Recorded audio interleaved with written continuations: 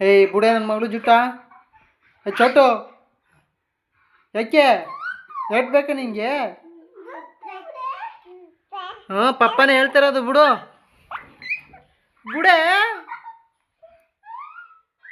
ಬುಡೆ ಅವಳನ್ನ ಪಾಪ. ಅಯ್ಯೋ ಲೇ ನೋಡ್ಬರೇನೆಂದು ಅಕ್ಕನಿಗೆ ಹೊಡಿತಾ ಕೂತವಳ.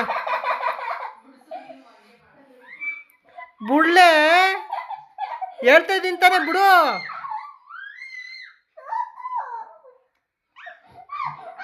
ಏನು ಫೈಟಿಂಗ್ ಆಡ್ತಾವಳಲ್ಲ ಅವಳು. ಏ ಚೋಟೋ ಐ ಇದ್ರ ಮೇಕೆ. ಏ ಚೋಟೋ ಚೋಟೋ ನಿನ್ನೆ ತಾನೆ ಹೇಳ್ತಿರೋದು ಬಿಡು. ಅಪ್ಪ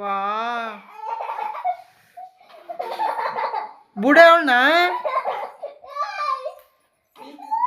ಪಪ್ಪನೇ ಹೇಳ್ತಿರೋದು ನಿನಗೆ. ಓ